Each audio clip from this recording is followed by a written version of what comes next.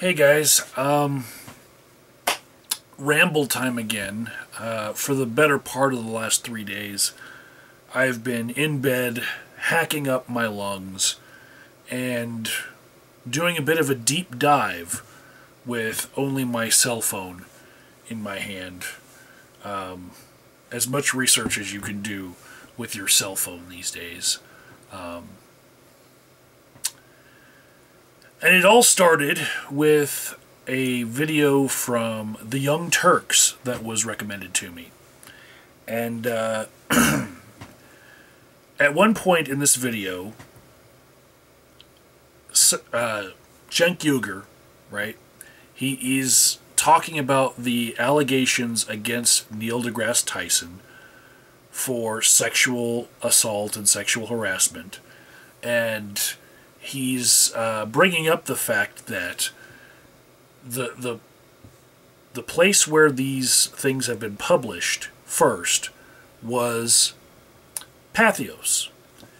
And he said, well, you know, Pathos is just this religious blog, you know, and of course they've got a bias to them because they hate science and they hate Neil deGrasse Tyson and whatnot. And I was thinking, that's not my experience with Pathos, you know. So I first was thinking, is Cenk Uygur wrong here? You know? So I went and I looked at Pathos and the bloggers that I remembered the most coming from Pathos. And I saw that there were a lot of the same bloggers I remembered in the non-religious section.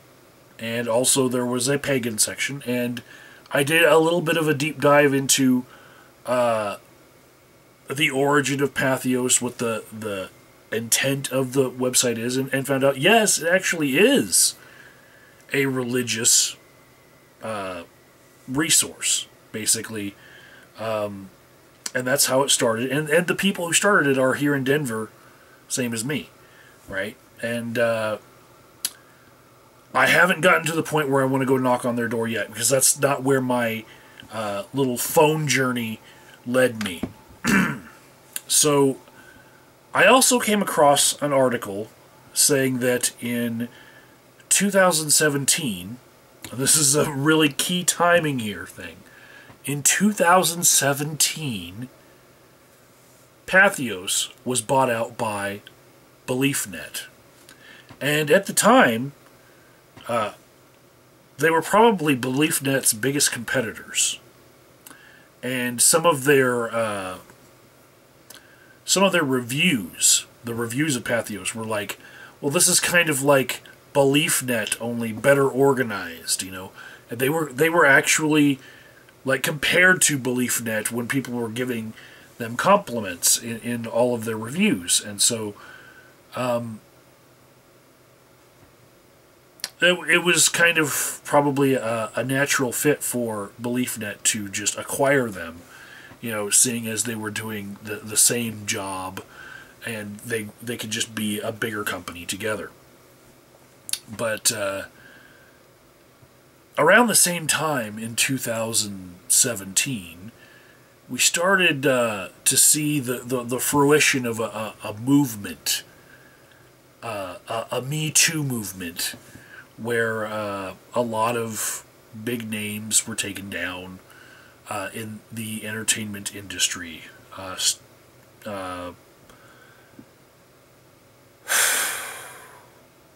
guess the one that stands out the most for me is Kevin Spacey, but yeah, many different names were taken down. Bill Cosby, whatnot, you know, and after the initial wave was done, another name came out, and that was Lawrence Krauss, right? And articles were written by BuzzFeed, which kind of amassed all of the different allegations that ever happened about him over the years and put it all in one big, you know, chronologically ordered post where you could see a pattern. And that pattern was the thing that they were going for, you know. Creating a pattern out of all of these different allegations. Or, well, outlining it. They wouldn't have been the ones that created it, right?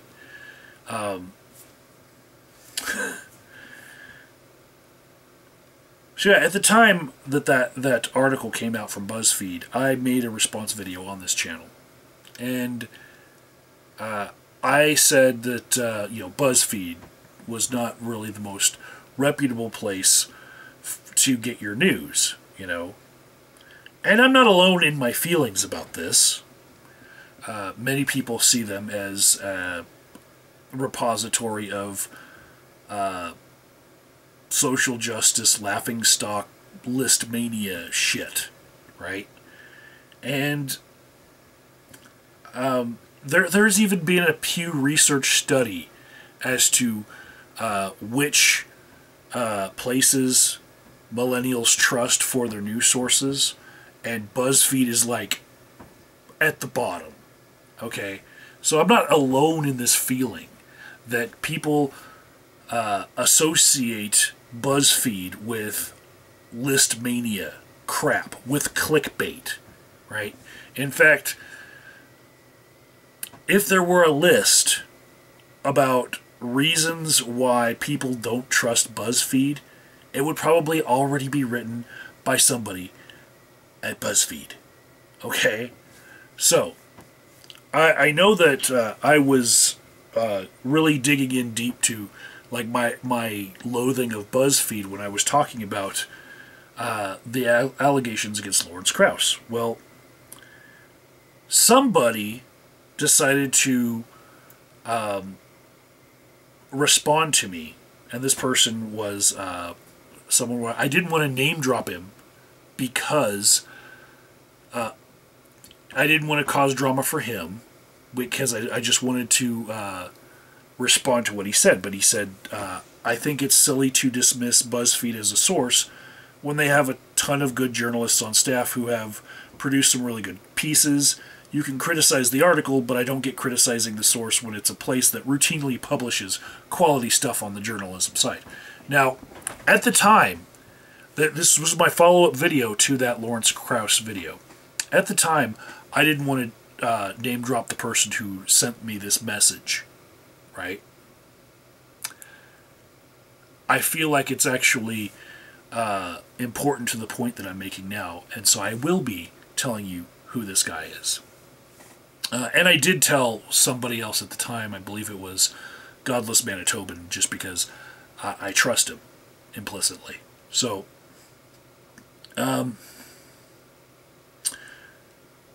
fast forward to this week, and I'm sick, I'm in bed, coughing, and I'm reading stories about Neil deGrasse Tyson having sexual assault allegations coming out against him, right? And they come from Pathos, right? And it was the TYT video that actually led me on this journey. And, you know, I then went down to investigating, well, what is Pathos now? Because they've been bought out since I was a regular consumer of their blogs, such as Ed Brayton and Hebbet Meta and a couple others, right? They all, when they got bought out in 2017, they all had to sign new contracts, right? And this is from a Huffington Post article. The new contracts pissed off a bunch of the people who were part of the pagan part of the Pathos website, and they quit. Like a dozen of them, right? Because they could not handle the new constraints that BeliefNet wanted to put on Pathos writers, which included absolute editorial discretion to just delete their posts or edit them. And part of that was a little clause that said that they're not allowed to speak ill of Pathos or BeliefNet within their own posts, right? That's part of the contract that BeliefNet put on them. They could either sign the contract and stay employed, or not sign it and leave. And a bunch of the pagan bloggers did leave.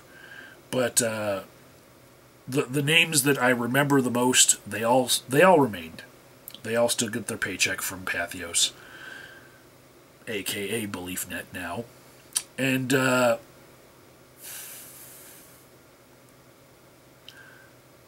this change in Pathos, the direction of Pathos, happened at the same time as the Me Too movement. And so when you see their writers and their bloggers supporting certain things and not supporting other things, or not talking about other things, it shows the editorial direction of the company as a whole. And in an overarching theme on this deep dive I had over the weekend, I really got this feeling of like how I used to get called out for calling out other atheists in videos because it was hurting the quote-unquote atheist movement as a whole if I were to be calling out other atheists for their mistakes, right? And I see a pattern of not calling out the mistakes of other writers and sticking to the playbook of the editors of the websites, and just not really thinking critically about things when it tends to serve your cause. And the cause that I see being served here by BuzzFeed and by Pathos bloggers at the same time is one of an extreme social justice bent, whereby any of the stars of atheism circa 90s and aughts, anyone from like the 90s to 2010, if they were the big stars in atheism, if they were also not proponents of social justice, they need to be taken out and replaced with new stars, right? And so there's these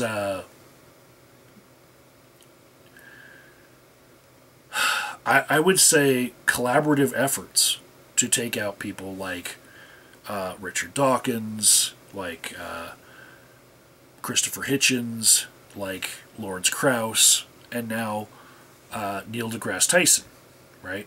And since this Pathos article came out, there has now been an article in The Atlantic, Scientific American Blogs, Grist, New York Daily News, Page 6, the AV Club, USA Today.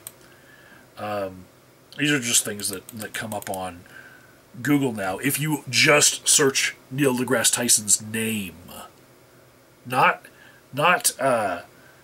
Neil deGrasse Tyson's sexual harassment, just search his name, and these are like page one things on Google that now he's associated with. So the other news outlets, they followed suit with this blog post from David G. McAfee, or McAfee, sorry. Now, I thought it was weird on my deep dive that David G. McAfee has two columns on Pathos. One's David G. and one's David G. McAfee. It's almost like the David G. posts are the things that he doesn't want associated with the real him, David G. McAfee, who, he's the author of No Sacred Cows investigating myths, cults, and supernatural, right? He doesn't want to have the David G posts associated with the party of reason and progress that he was the co-founder of, right? So I see these two different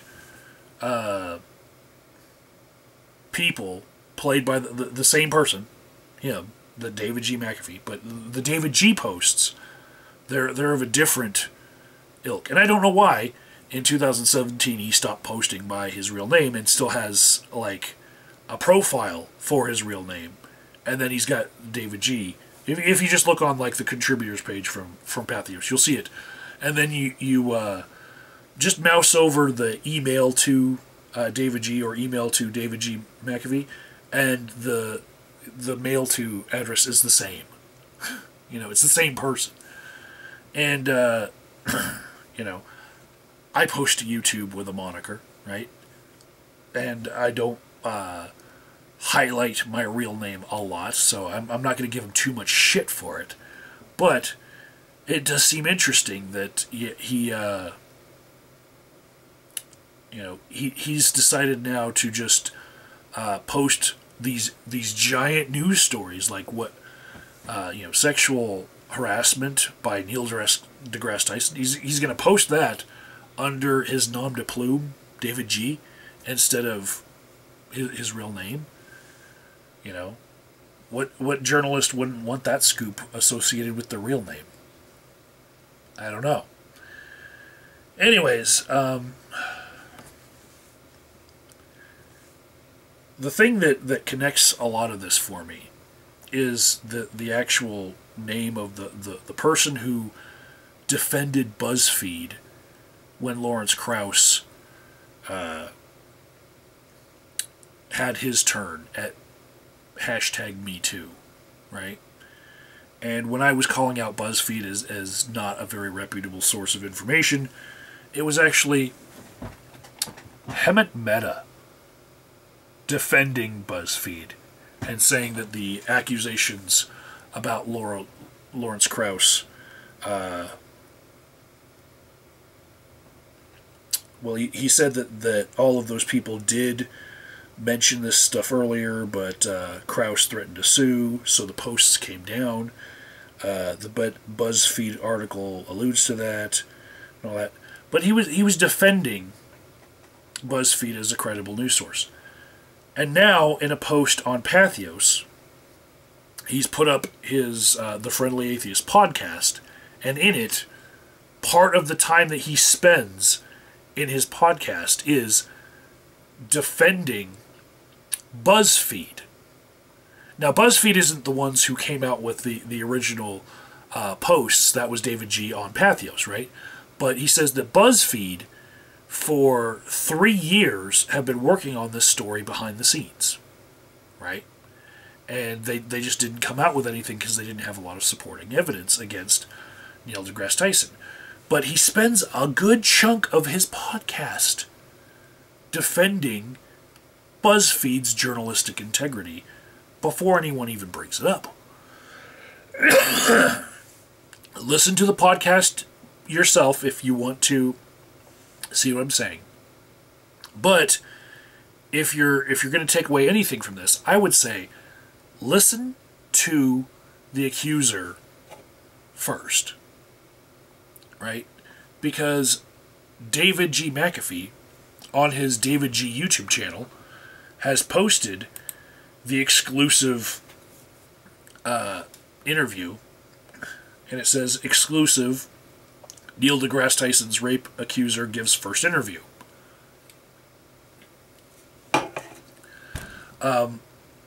It's 25 minutes long, and it's not a bad video.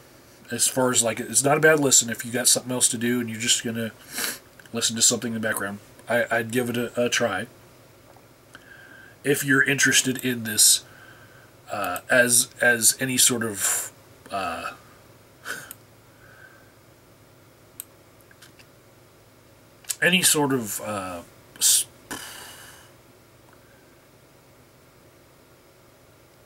if you're interested in this as any sort of Like, are you weighing whether or not you're going to believe this accuser, right? Are you weighing if you need to, you know, support everyone who is accusing anyone? You know, do you? Oh, I'm at a loss for words on how to put this, because this is bad. This is real bad, right? If you're thinking about deleting Neil deGrasse Tyson from pop culture history over these accusations, I do think that you should listen to this interview, because I'll give you the best salient points of this interview. You will probably think this lady is a kook when she starts talking about the night that she decided to confront Neil deGrasse Tyson in 2010, when he was on stage at a premiere sort of event for a PBS Nova show. It was like a series he was going to be on. And PBS Nova should have footage of this event if they were filming it as sort of a, you know, a kickoff party. They should have cameras that would have caught this. But that aside, so far we don't have any corroborations from that camera crew. But she says that before she could ask her question, which she didn't ask her question, she made an accusation. But before she could get to a mic to be able to make her public accusation, she said that the lady that was introducing Neil deGrasse Tyson was obviously, they were already making out. Because the banter between them, she could just tell that they were already in bed with each other. And it was disgusting, right? You'll hear this yourself. She says that she turned to her friends and they couldn't believe that everybody else wasn't just disgusted by how it was obvious that he was, you know, in bed with the lady who was introducing him. And this is kind of odd. Like, how can you hear that? You know? And, you know, obviously everybody else there wasn't disgusted by it, and that's, you know, that was her horror, was that everybody else wasn't disgusted by it. It's because they didn't hear that, you know. She says that in preparation for this, she put on a teal dress, which is like the color of sexual assault awareness, right? Teal. But she was also wearing Native American war paint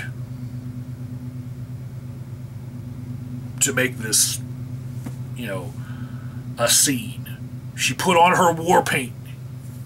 And I'm like, holy shit, that seems weird.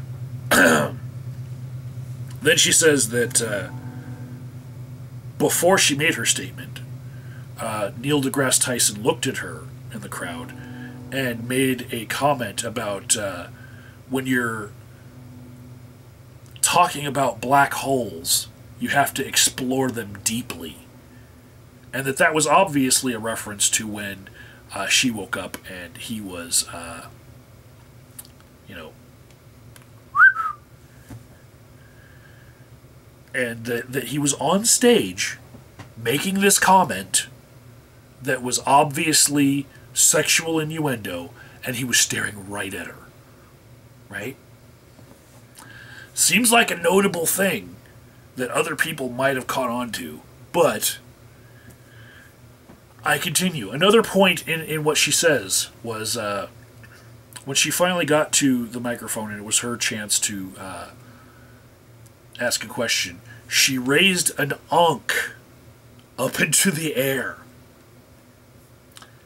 and said, "Today is National Sexual Assault Awareness Day in National Sexual Assault Awareness Month, and I'm here because when I was a grad student at UT Austin in 1984, you raped me." Now, that quote comes directly from David G's post on Pathos. But in the interview, she continues to say it, and this is for, all the other people that you've raped, and their mothers and their fathers and their brothers and sisters and blah, blah, blah, blah. Like, she goes on, right? Just the part that doesn't seem as unhinged was quoted by David G. McAfee in his Pathos post. But in the interview, she goes on with this quote, and they're like, okay, you got all that out there. Awesome. It did not make it seem very believable. And then she says she flicked off her shawl and ran out after the confrontation because her spirit animal told her to.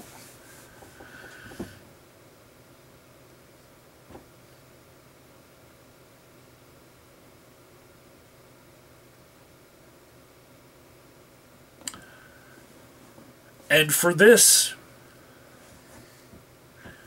we're going to see the downfall of Neil deGrasse Tyson. We're going to see whatever premiere of Cosmos 2 being backed up while places like National Geographic and Fox News are doing their investigations on his past. And,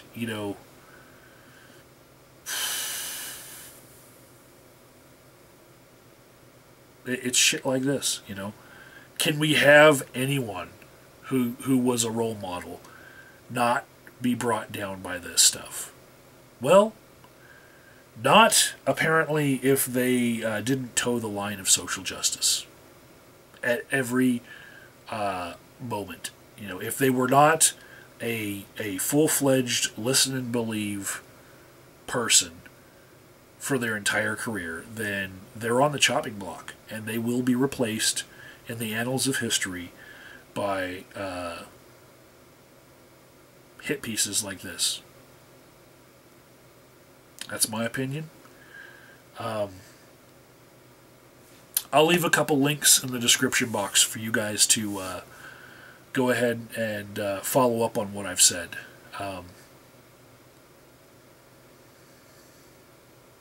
Take care, everyone.